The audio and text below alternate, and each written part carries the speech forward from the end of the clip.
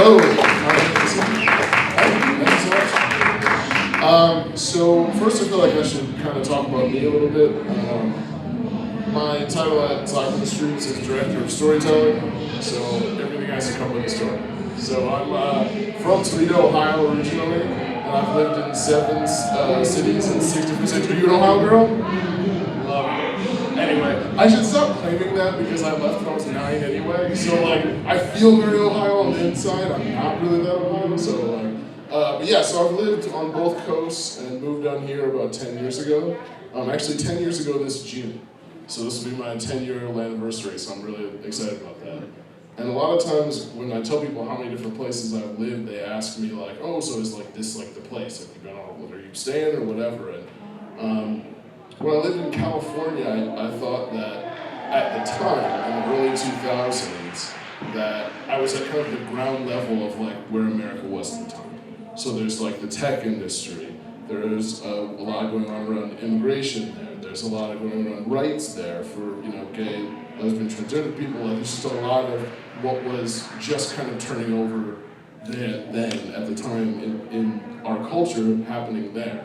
And now being here in Atlanta for 10 years, in the 2020s, I feel like we are that new ground zero of what's going on in America.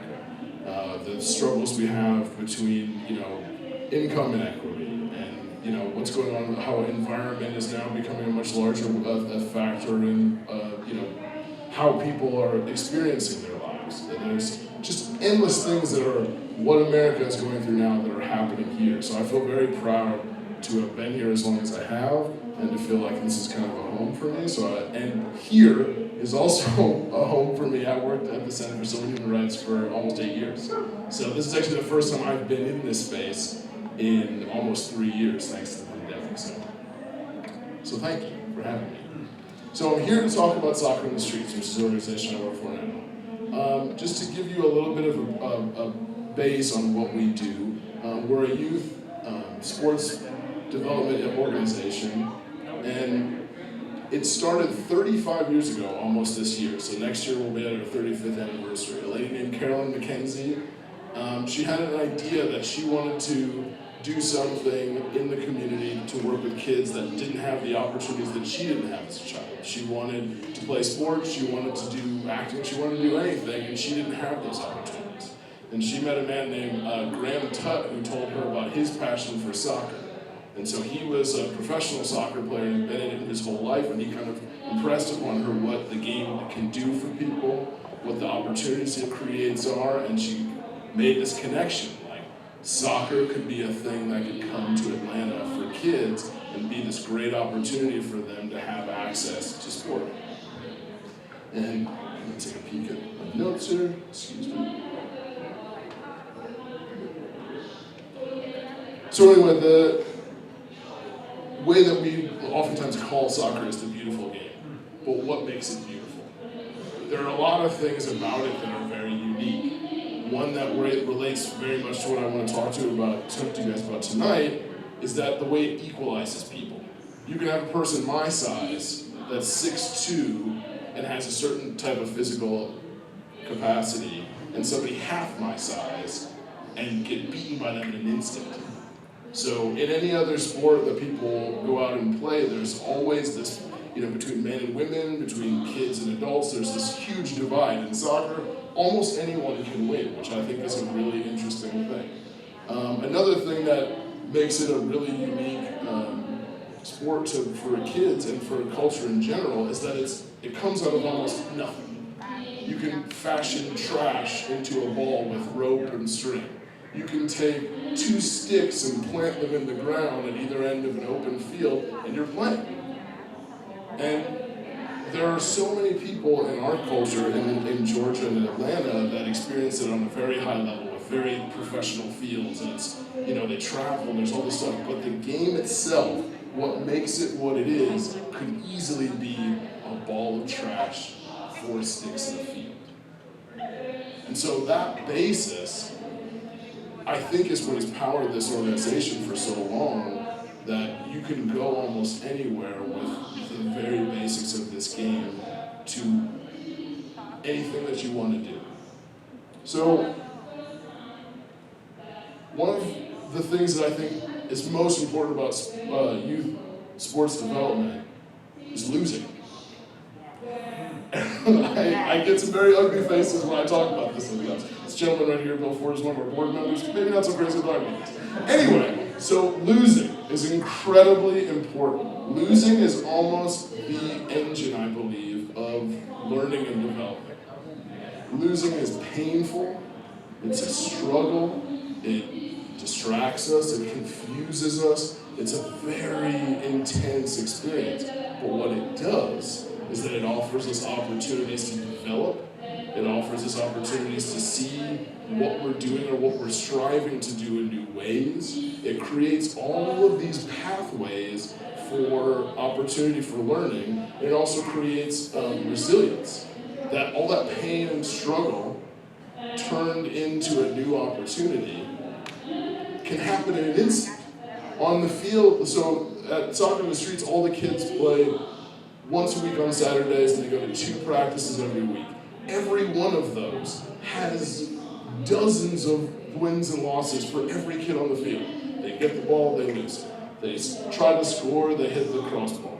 All these things are happening all the time. They're losing and winning and losing and winning, and ultimately understanding is built in, resilience is built in.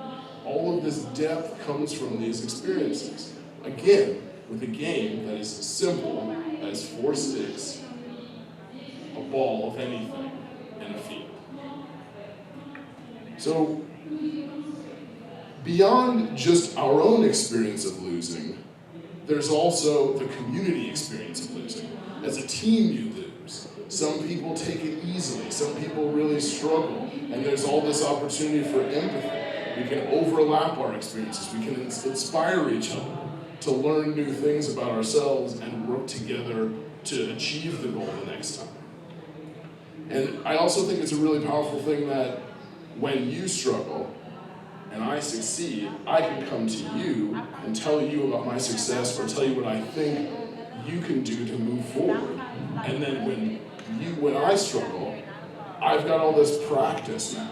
I'm thinking, oh wow, yeah, okay, this was a really hard time, but I could make this choice differently here. I could practice more there. I can look at things differently and see more in my own experience. And I'm building these skills all the time, all throughout the game, all throughout the practice, all throughout the season.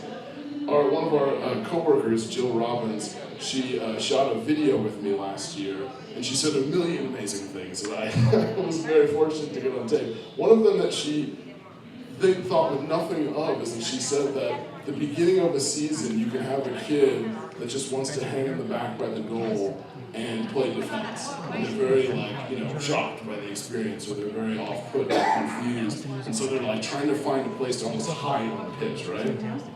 And then one day, they're like, I want to play strike. I want to be out front. And all of a sudden, they're scoring goals. And you're literally watching them evolve day by day, game by game. And it's not every sport that allows you all that flexibility. A lot of times there's going to be a lot more specificity, there are going to be rules that make a problem do this, but in soccer, you can flip from one thing to the next, you can win this ball when you lost the last one, and you can move forward almost immediately. It's a really amazing thing to be able to watch. Actually, today was the first day of our spring season. So this morning I was out there on the pitch watching the kids play. And it's just like, we have like a really wide diversity of play. I mean, there's kids that go to school and, on scholarships playing soccer. We have kids that we literally hand them the ball and say, here's soccer. And so watching just the tiniest little improvements can be amazing. Like at the beginning of the game, maybe no one can pass anything, and they just run into each other. It looks like ants in like a nest.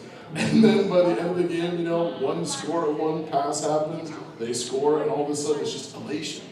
And it's just incredible to watch. And not only that, it's the parents' experience wrapped over that. So not only are the kids having a moment, we're all having a moment, we're having it together. And I get to tag along and take photographs, which is great. So, did I say everything I wanted to say about losing? I did write this all down. If you know me, you know that I'm a writer. I think about everything that I want to say ahead of time. I love to compose. I love to have control and have my time to be me. You guys Olympics are all in my time. That's very surprising to me. But, okay, so let me move along here. Losing, yes. How am I doing on time? You good? Good. Yeah, I think so pretty good. So another facet of, like, still talking about losing, is our culture is full of all these tropes about struggle, you know, like we say, you'll get them next time, you know. We say, what's another one that I wrote down?